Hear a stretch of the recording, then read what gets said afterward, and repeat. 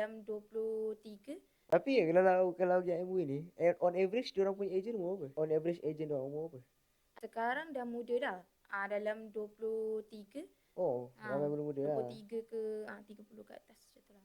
Oh. Selalunya yang dah ke atas tu adalah orang yang dah power-power lah. Diorang dia tinggi-tinggi lah.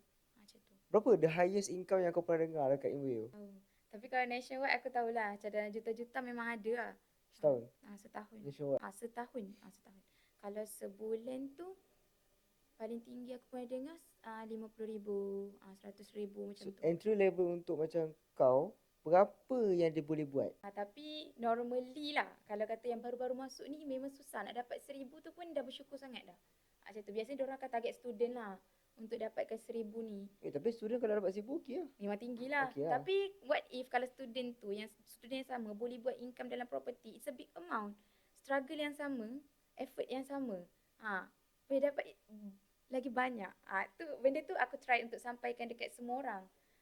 Sebab banyak je produk yang require a lot of effort, struggle. Tapi dengan property, benda tu dah ada. Yeah, same different, apa nak cakap dia different, same effort, different value. Okay. Betul-betul. Kan? Setuju.